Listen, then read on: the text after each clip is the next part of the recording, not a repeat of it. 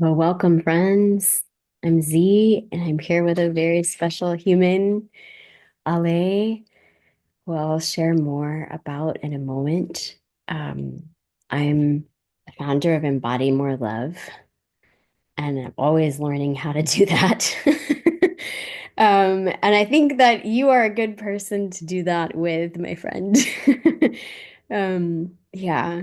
And so um, this is a YouTube channel that invites conversations with people who I see embodying love and channeling more love and how we can open our hearts to ourselves and to each other and to the beauty of collective life.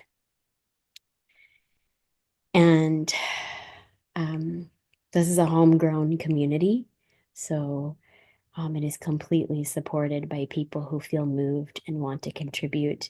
And this is our 25th year of Embody More Love, which started in 1999. So I want to invite, if you feel moved by these conversations, if you want to support this spiritual kinky dance company. Wow, I that just slipped in. I really want to have a spiritual kinky dance company, but this spiritual kinky dance community that does have performance rituals for personal and cultural liberation, then I invite you to support through Patreon. Some of you have already been doing that. Thank you.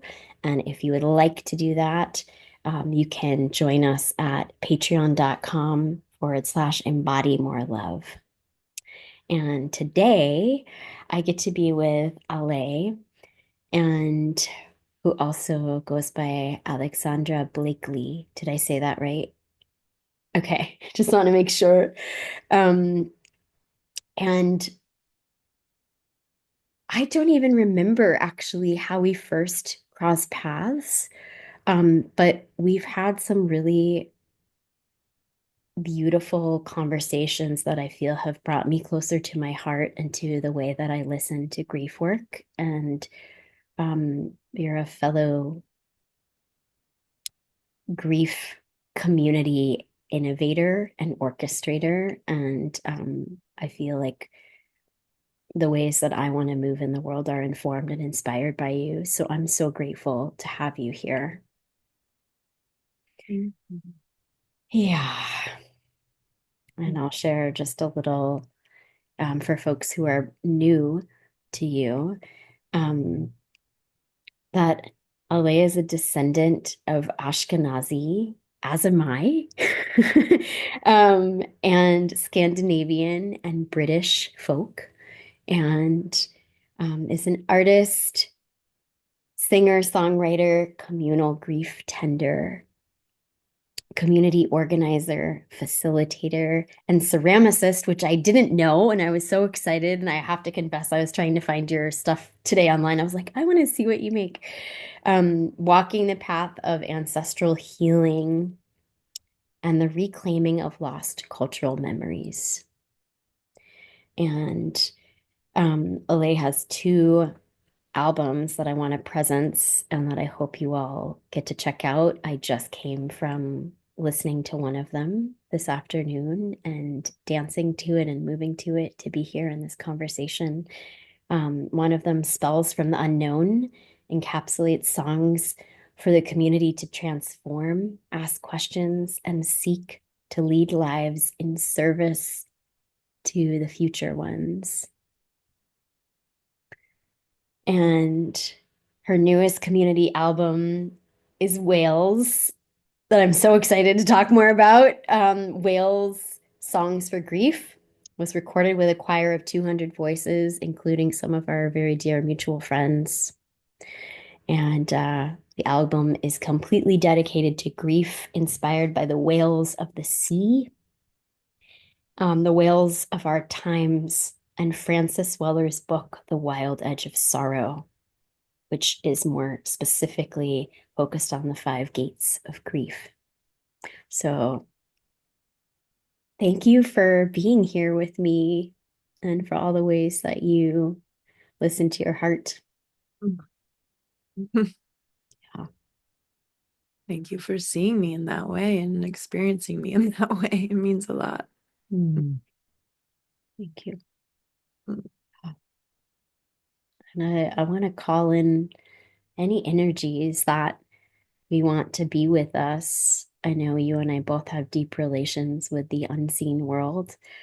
And so um, I personally want to call in earth energy because there's been so much big movement in my life recently, a lot of water. And I'm like, in this moment, as I land here with you, as I enter this conversation as an offering to many sweet hearts that will be listening, I want to call in the deep earth energy, the belonging energy, and home energy, and an energy of steady, regenerative, slow, rooted energy to be with us. Mm. And I welcome whatever you might want to call in. I would love to call in, by no surprise, the energy of the whales. And I often, when I tap into the calling in field, I can often sense and feel and see them swimming around us. And the reason why I ask them to be here and why they often already are Mm. uh, is because they're the ones who teach how to go into the depths of the ocean, into the unseen realms, into the underworld, into the places where most human eyes haven't ever touched. And I call it the abyss. And they always have to come back up for air. So they're the for me the elders that teach me that I Mm. can go into the depths and that I can come back up for air, that I will return and that I can keep going up and down as life is in this transient way of being alive. But also because if we're talking about embodying love, they are the mammals with the biggest hearts on the planet. Oh, I love this. Yeah. Wow. Do you know how big whale hearts are? I mean, I've seen a blue whale, a picture of a blue whale heart that's probably about as big as a VW Beetle. Wow. Yeah, Wow. they're huge. Amazing. What a beautiful image to bring into this field together. Thank you. Yeah. Oh my goodness. Well, how did your connection with the whales begin? The whales that you just spoke of, and the whales that became this community ritual. Yeah. Yeah. Oof. Well, I feel like they began when I was given my name by my parents. As many folks listening probably know that there is many a whale, and especially orca whales in the Salish Sea region. And my parents named me after an island in the San Juan Islands, which is part of the Salish Sea, which is Blakely, which is also a colonial name. I don't know the Lummi or any of the indigenous people's names for that specific island. I've been trying to find out. If you know, please tell me. Um, but I feel like that it's rooted in that from the beginning. But whales really started, I mean, and I've loved them my whole life growing up. Just they've just been, always my favorite creature as a little kid. And I grew up on boats and would see them often. Fun fact is that I now cannot ever be on a boat because I get seasick. So it's ironic. But when I lived in Mexico for 11 years, and in my maybe sixth or seventh year of living in Mexico, very far away from the ocean, I hadn't been seeing the ocean for a long time. I started having dreams almost every single night with orca whales. So they were coming to me all the time, and I was swimming with them. They were taking me for rides on their fin. I was being taken over by tsunamis, and I would see them swim by me. I was petting their bellies. I mean, there was just every night. And Yeah. so it's a pretty long story there. But what I will say to make it a little bit more short is that my father died in 2016, and the orcas, through the dreams that I was having, they helped mend my relationship with my father in a way before he died, which Mm. I can tell that whole story, but it would take the whole hour that we have. Mm. Um, Yes. and so I then moved home after he died. And when I moved home, I had this dream, which I talk about in the WAILS book. There's a book that comes with the album that you can get also besides the album. And the dream that I have is I see these whales on the horizon, and they look like orca whales, and there's this group of people, and they're standing on the shore, and I come up to them and I say, "What's happening?" And no one answers me, so I continue to walk towards the ocean. And what I see are orcas, and they're capsizing boats, which this is before the boats started actually getting capsized by orcas in the Straits of Gibraltar out in Spain, off the coast of Spain. Wow. Um, and so I walk, I see this man, he's emerging from the ocean. He has a broken oar in his hands, and I can see that he's dripping with ocean water, but I can also see the distinction. He has tears dripping down his cheeks. And I ask him, what is happening? Well, he doesn't answer me either, so I start walking into the ocean. And my feet are weighted to the floor, and of course I can breathe underwater. And so I'm walking, and I come across this old temple underneath on the ocean floor, and it's close enough. So I sit on this temple, and I'm watching these orca, and they seem enraged to me. That's how I perceive them, or my projection of what's happening. And they're pulling these boats down under the water. And as they're doing that, all of a sudden, all of these whales of different mammals, different cetacean species start to arrive. And it's like the humpback whales, the beluga whales, we got some dolphin families coming in, we have the narwhals, like everyone starts arriving, and they create this like circle around the orcas, Mm. kind of holding space. Wow. And in that, there's a sperm whale. And I've never seen a sperm whale in real life or in my dream at this point. And the sperm whale starts swimming towards me, and I can start to feel my heart pounding in my chest. And I think in the dream, I'm thinking, this is how I die. I'm gonna die. This sperm whale was going to kill me. And the sperm whale swims towards me, and they stop right in front of me and have one sperm whale eye looking at me like this, and they telepathically say to me, "We're glad you're here." Mm. And I wake up, and that was the first night I returned to live in the United States after being in Mexico for 11 years. And so taking that dream and these dreams that just whales, whales, whales, then the sperm whales started coming in the dreams, and the humpback whales started coming in the dreams, and then I started going to find them in the actual ocean because I was Yeah. home. And about 5 years later, I got involved in grief work and was going to all these rituals and studying and finding mentors. And I would hear my mentors saying, oh, people will go and grieve, or they'll go and keen, or they'll go and cry, or they will be wailing at the altar. And I'm like, wailing, wailing, wailing, wail, wail, wail, wail, wail. It's like this thing clicked. Yes.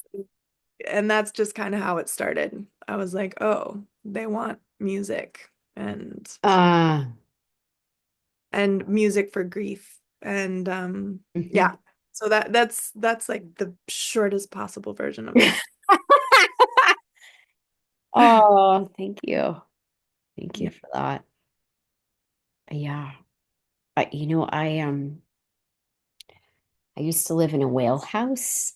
I can't remember if I told you this, but yeah, I was engaged to be married many years ago. I actually just went back to the tree a few days ago that my fiance and I had put our arms around the tree to put the rings on each other's hands and then we ended up not getting married, but I went back to that tree and it was just like 3 days ago. And I was like having this memory. And when my fiance and I separated, I was so disoriented and depressed, and we were planning to have a child. And the spirit of the child also said goodbye to me. And there was like this, they weren't conceived yet, but they were in communication with us.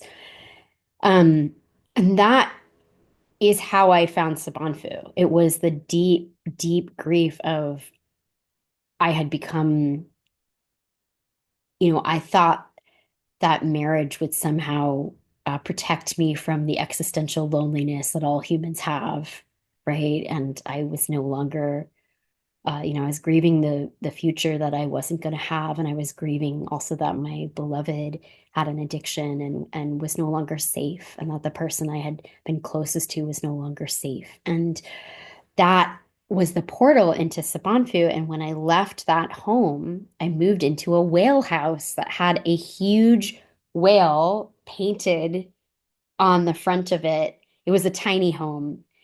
So the home was like the size of the whale on the front, right? It was like a garage converted, right?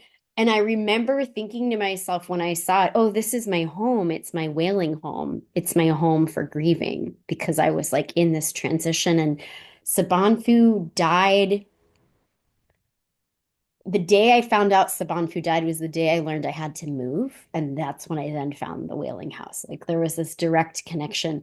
So I lived in that house for a bit and then I moved again and I went back to visit to get something in the house. And I knock on the door and the new person's living there. And I open the door and they're looking at me and they're crying. And I said, oh, it's okay. You're in the whaling house. Like I had never met this person before, but I was like, that's part of the medicine of this home. Like it's just this interesting, like, but I love hearing your connection to it and how um engaged and responsive you are in your imaginative world, your dream world, to let that be part of your waking choices. Yeah. Yeah. Yeah. Um, I want to hear more about some of your teachers, your guides, your inspirations. In addition to Wales, who Mhm. else has guided you? Yeah, I mean, honestly, I will say just to reiterate one more time, the whales have been some of my biggest teachers. In fact, I would even say they've been some of my elders in an elder devoid culture that I grew up in. And even I didn't even have grandparents really growing up. Um, so I think a lot of my teachers I were like imaginary, imaginary, also real. Mm, Depends on who you are and how you look at it. yeah. Uh, but yeah, so I would say the whales, I would say one of my first teachers and best friends was a dog when I was growing up, when I was 8 years old. Her name was Esther Williams. She was also named after a synchronized Olympic swimmer, because Esther loved to swim. But I'm a survivor. I survived 8 years of child sexual abuse. And my dog was with me through that whole Mm, period. And she would sleep with me at night. She would be in bed with me when scary things were happening, and we would go on walks together, and I would tell her everything. And she just really taught me about sacred listening mm, and mm, what it is to not have to respond to someone, but that just the act of sacred listening, one thing Lawrence Cole, one of my friends and teachers, says that maybe Angelus Arian says that he had said is that attention is the healer of separation. mm, So those, I would say those are my first teachers. I would definitely say death is a teacher of mine. I've had a few near-death experiences, and then when my father died, I was gifted just a beautiful experience to help his spirit transition into the ancestral realms, and it was a serious initiation for me, and it was a big journey. mm. Um, to feel spirit moving in the middle world, but also through my dreams Yes. and help him in that way. And then, as I got a little bit older, I moved to Mexico and lived there for 11 years. And I would say that Mexican culture is one of my biggest teachers. I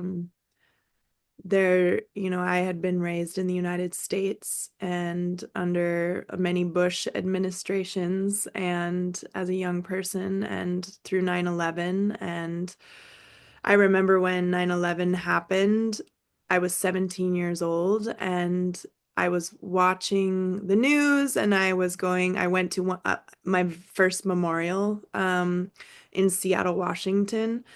And I remember how impacted I was by how everyone had come together. That was something that my system, up until I was 17 years old, had not yet been exposed to. And I was so shocked by it. I'm like, is this? So it takes like a tragedy for us to Mm. together.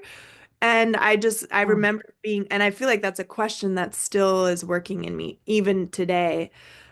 So when I moved to Mexico, I was exposed to such different culture of like warmth, and it's complex. There's beauty and also a lot of scary stuff that happened and happens there as well. But I would definitely say that Mexico Mm, taught me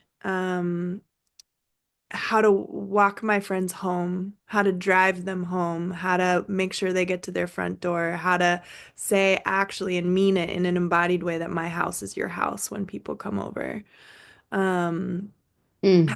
how to show up for each other, how to be in relationship with our elders and with our parents and with our children. It taught me something completely different than I had been raised in. Yes. But then when I moved back to the States, definitely Joanna Macy, Sobonfu Malidoma, Frances Weller, um, Angela Davis, Adrienne Marie Brown. Mhm. Yeah, I would say, and most recently Bill Plotkin out of Animas Valley Institute. Mhm. I got to mentor with him for a whole year last year, and it was life-changing. So Wow. those are some of my teachers. Beautiful. Yes. I so feel this resonance with you about village. Like, it's hard to know what you don't know, what you don't have. And for those of us growing up here on Turtle Island in a colonial culture, it's like village is so our nature, but we don't know that we're not having it, or even how to name what's not happening until we come in contact with intact village. And for me, that was so much of what I learned from Sabanfu. I was like, oh, she's calling these grief rituals, and yes, there's grief happening, but I really feel like what's happening is we're learning village, we're remembering village, and grief is like the how, you know? And yeah, what is your current relation with villaging? Mm. Yeah. That's an interesting question. As That's something, it feels like a conundrum and an irony and almost like a um well, I won't go that far. What I'm trying to say is that, I've really stepped into the role in the past 5 years as an artist. And so what that's meant for me, and I'm also a mother. I have a 16-year-old child. And so what that's meant for me is being rooted enough in one place to raise a child with other people. I have other folks who help me with that. Um, but I travel, more than 50% of the year. And so I'm kind of like a dandelion seed, that's blowing on the wind and like rolls into these communities um and then I'm not home a lot in Seattle. And so the people that I have really connected with over the past 5 years of my life are all outside of Seattle. I have people in the Bay, I have people in Sebastopol, in Nevada City, in Portland, in Bellingham, on the East Coast. And it's like Yes. when I come home, it's also like when I come home, it's like this is cave time and like regenerative time so that I go Mm. back out more rested. But I do feel like for me personally, I do feel like something that I'm deeply longing for is a community of the people that I love in one place. And I'm consistently grieving the fact that the people that I call my chosen family are not in the place that I'm currently rooted in for for my child's school system. Mhm.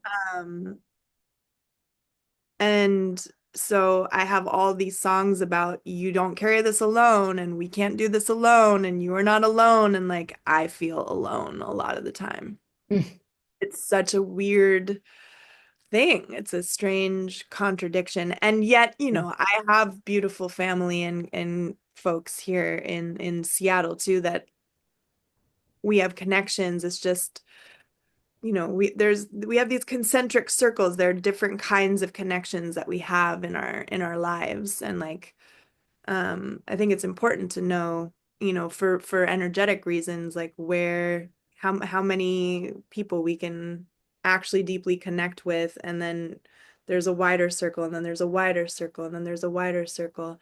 And I think one of the questions that I sit with, especially it was sitting with it when I wrote this book, that Whales Songs for Grief book, was Mhm. talking about village. It was saying like, I've had these conversations with a friend, Brianna, of mine, who is skilled up through generative somatics. And she's come to many of our grief rituals, and she's been asking me, like, what are the risks of these temporary villages? Like, Mm. uh-huh. Yes, this question, yes. What are the liabilities of that for people? And I just looked at her and I was like, that is a really important question. And I just want to throw in one more question is what are the risks and liabilities of not having temporary village also? Oh, So, yeah, that's just a little bit of how I'm navigating that, all of that. thank you. Thank you for that. Oh my gosh. Yeah, there was someone who approached me years ago, actually when I was in the whale house, and was like, hey Z, we're creating virtual reality systems, and would you like to create a virtual reality grief ritual? And I said no, because I don't know that that would help people, because as soon as they took off the VR glasses, like they'd be like, oh shit, I'm alone. That actually could be really not helpful, you know? And I was recently talking, you know, uh, I've been doing a lot of secure attachment work in the way that I run I orchestrate a village here that's like 3 months, and next year there's going to be a 9 month one, and it's like I so relate to what you're saying, because I used to tour a lot, like for years. I would tour a lot, and I felt so similar to what you're saying, like my chosen people. And then I was like, what? what if, you know, my understanding of Sponfu is that there was the same group of people, the same village that would keep coming back to the village. And it's like to the ritual, the grief ritual, And next year is like the first time I'm actually trying a series where like the same core group is going to go to a series of four grief rituals and we're actually going to meet 11 times over the year. And like four of them being grief ritual specific, but like I was like, how can we create this? Like, and I'm so curious, what was to be with all of these questions of, what are the risks and benefits of these temporary villages? I'm curious, some of the questions in my heart is like I often feel like people are asking for grief ritual, but then when they are offered, they don't always come. And I've noticed there will be like core people that keep coming, and then there'll be the people who are like, that sounds so interesting, but then they don't keep coming back.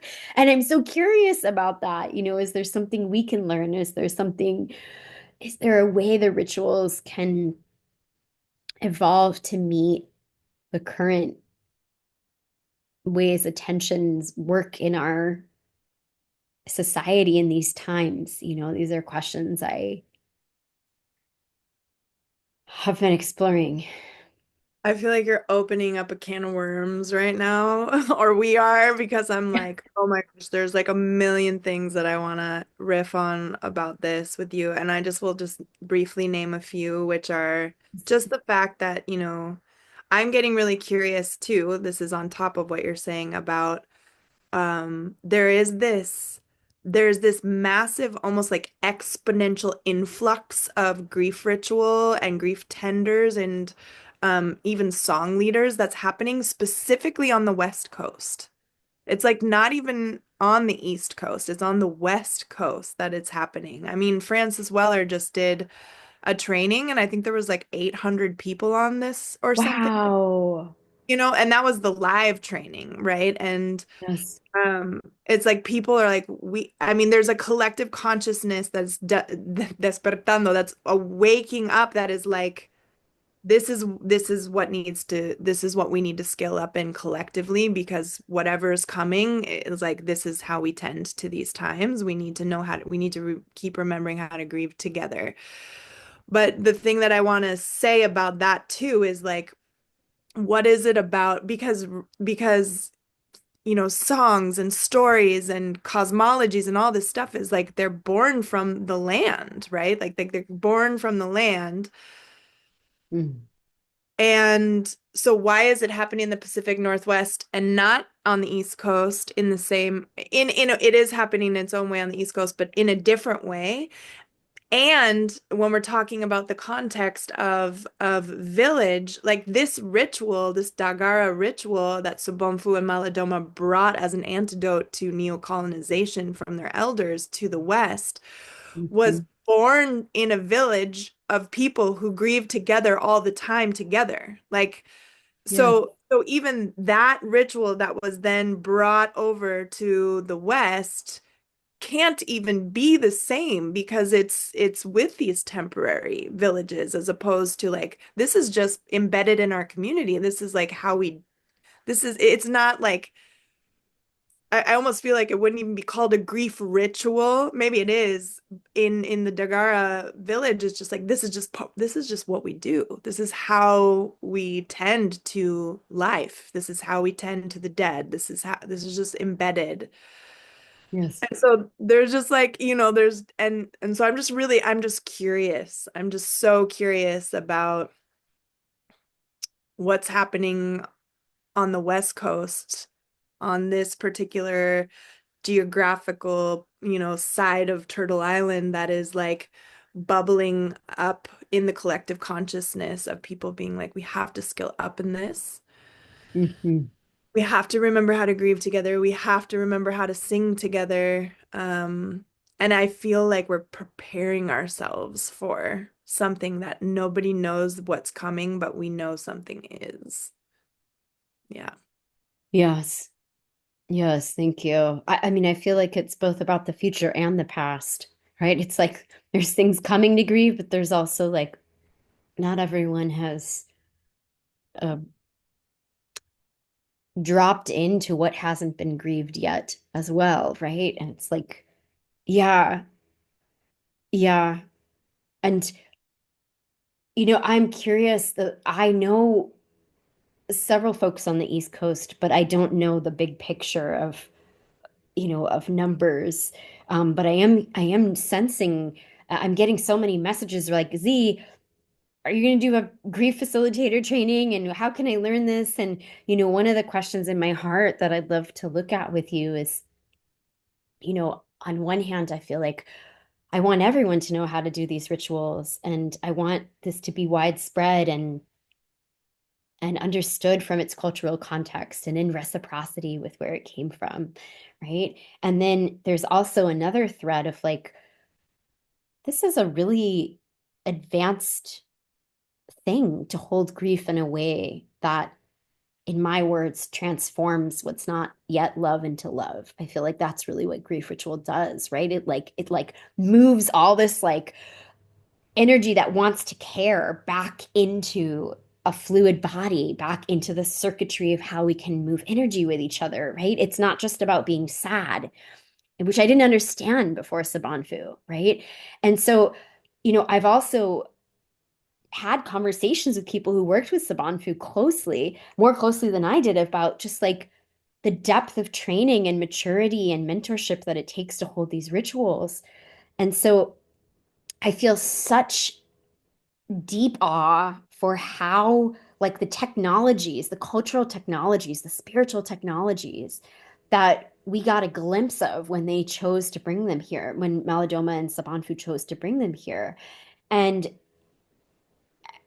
then also like my dear friends like, hey Z, what do we do with each other now, right? And like that it's not, I feel like it's not a binary, right? Like it's not like we're all gonna, Sabanfu never made a training for this, even though people asked for it, right?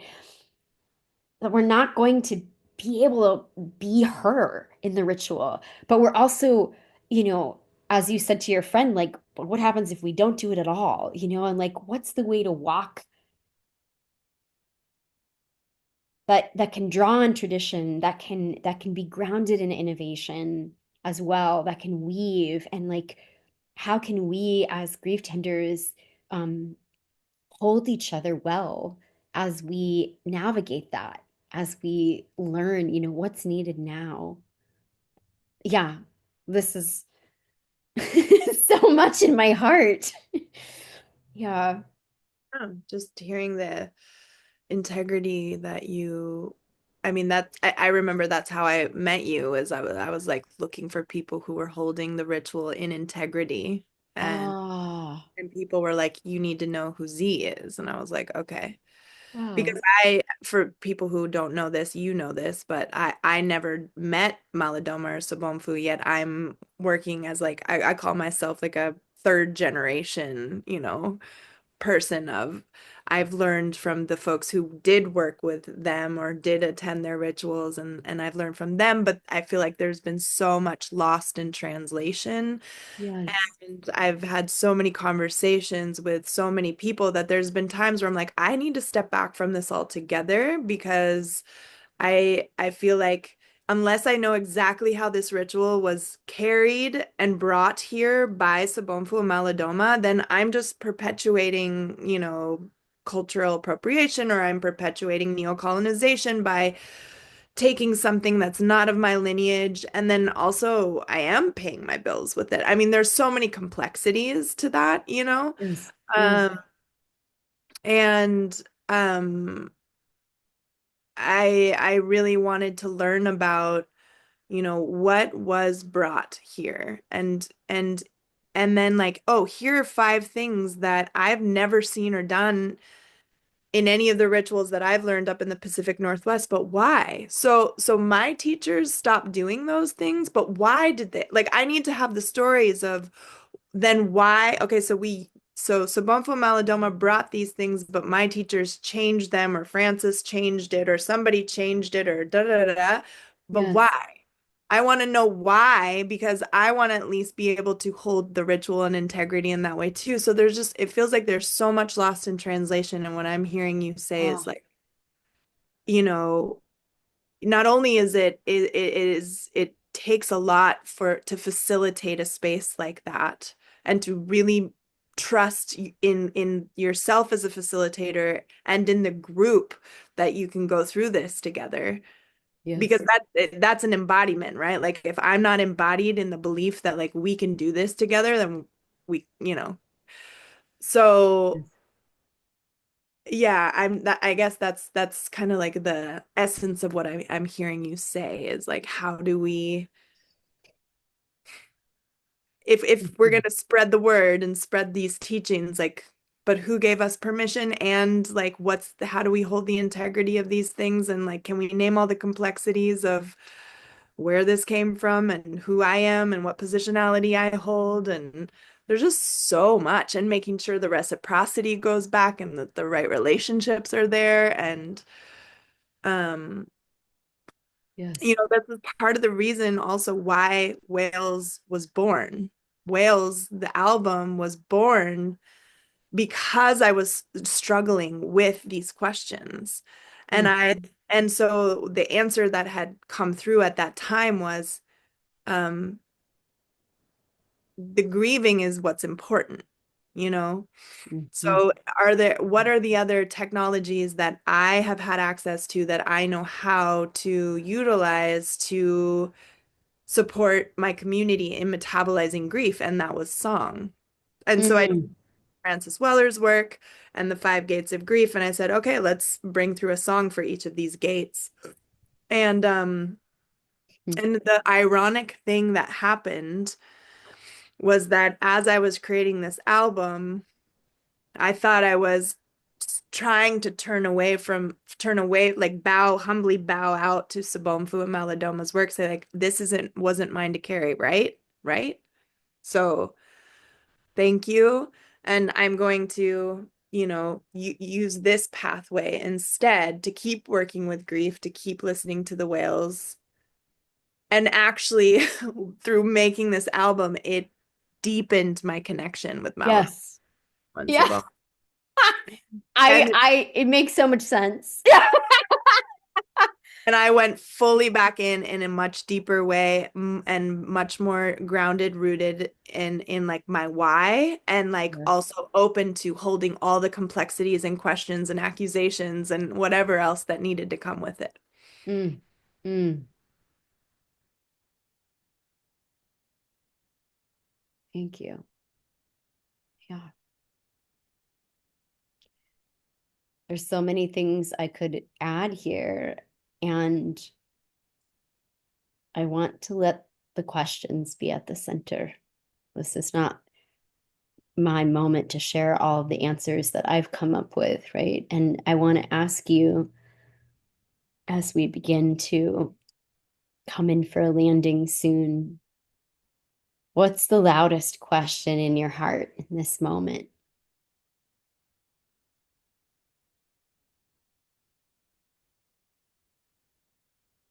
Mm.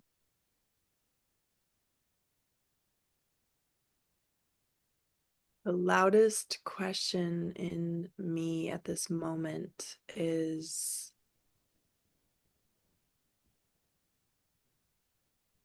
as a facilitator, when you're facilitating a group and you speak to something that is maybe naming an elephant in the room that nobody wants to talk about.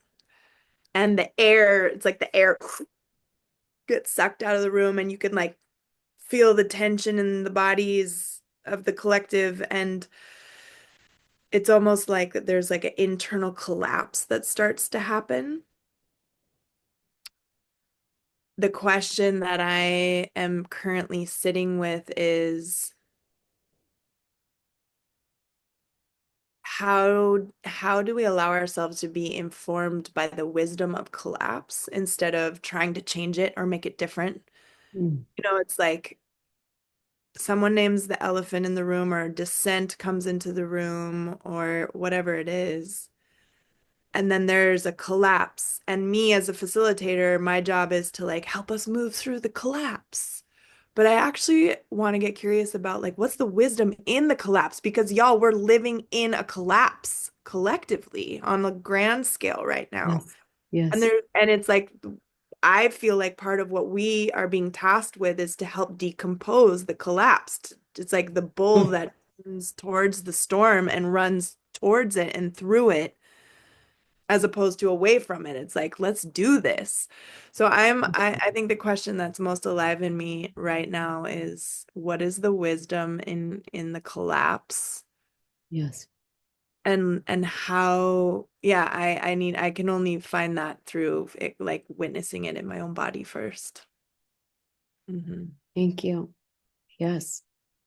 There's a shame training I'm in right now that I'm like, oh, and they talk about like the evolutionary purpose of shame and like when we couldn't do fight and we couldn't do flight, the shame freeze, collapse state was like our organism's best possible solution for an impossible situation. And that was the evolutionary purpose, like in our biology. So I just want to sprinkle that in this sense of like, wow, like, yeah, what is a new possible way to be in an impossible solution that might, what else is there? I love this question. Yes. What is in the collective collapse? And so with that, I was gonna ask you first for a prayer for our human family at this time, but I actually want to just play with this collapse for a moment. I'm gonna put on the song that you chose, and I'm gonna invite us to explore as an offering whatever our bodies know about this question. And if you're witnessing and want to move around or explore collapse or explore this question in your body, I welcome that too. And I'll just play the first 2 minutes to explore this.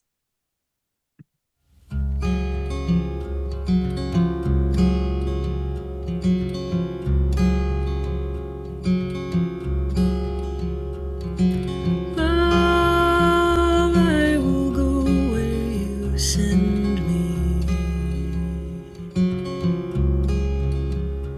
Deep within, high above, I will learn from you, love. I will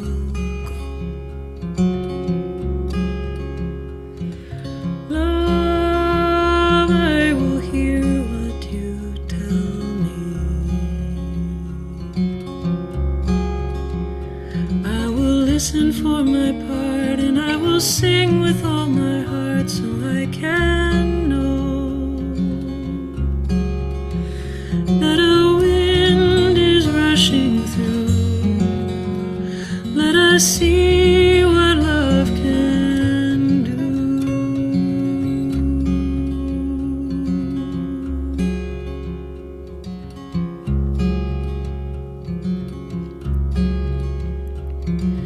Love, I am human and tender, and so much of my life is in need of your mending. Oh, love, I am here to remember,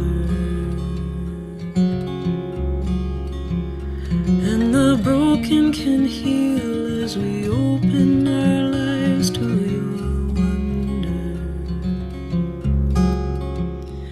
As your wind is rushing through, let us see what you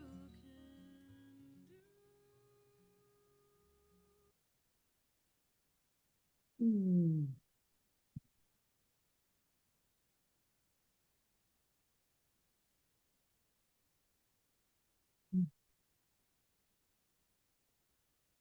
there anything else that you'd like to share as we come in for a landing? Mhm. I think I'm really grateful for that invitation, Z, to just like dance the collapse. And Yes. I think what I'm going to let myself continue to be worked by from that experience just now is um, that in the collapse, I felt myself falling into the grief of the shame or the whatever that was. And it was like in that collapse, in that grief, that's where love comes in. You spoke to this earlier on this call. I don't remember what you said, but I was like, I gotta write that down. Yeah, I said grief for me is that which transforms what's not yet love into love. That's my experience of it. Totally.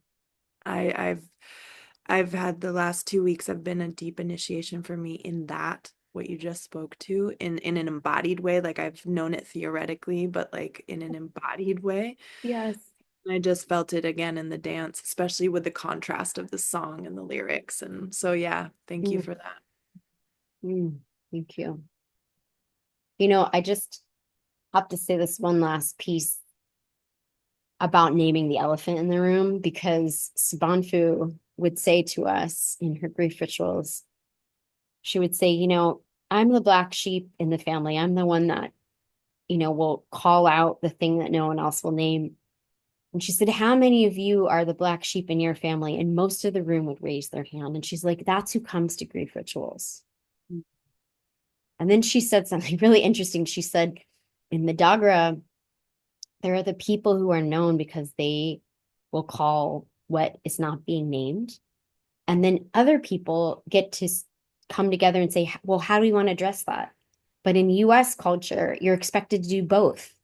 You're expected, if you point to it, then you're also supposed to come up with a solution, which is way more pressure. And I thought that was a very interesting cultural difference.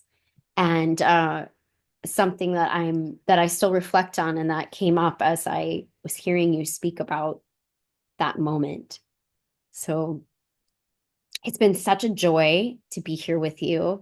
How can people stay connected to you? I will put the text in the bottom of the YouTube video of where people can find you. But if there's anything you want to voice in this moment, how people can connect more with you and the beauty that you're creating. Thank you. Yeah, just before I'll say one last thing, which is just really grateful that you keep bringing Sabomfu into the room as you do, which is one of the reasons why I've deeply appreciated getting to know you. So thank you. Thank you so much for that. It's such a gift. And thank you, Sabomfu, for being here with us. Um, yeah, I have a website, healingatheroots.com, and you can see all of my grief offerings and a lot of song touring in the East Coast, Midwest, and West Coast, getting ready to do a Southwest tour soon. So, um, yeah, that's the best place. And I put a lot of songs on Instagram, and I have all my music on Bandcamp. Check out the WAILS Songs for Grief album. You can get the book, digital book online, or also order it, physical copy of it in the mail. And yeah. Amazing. Such an honor to be with you. Thank you, Ahlay. Thank you to all the spirits of the whales, of the earth, of Sabanfu, Malidoma, and any other energies that have joined us in this time. And may this ripple out in ways that grow more love. Mm, Thank you. Yeah. so cute. Bless. Mm.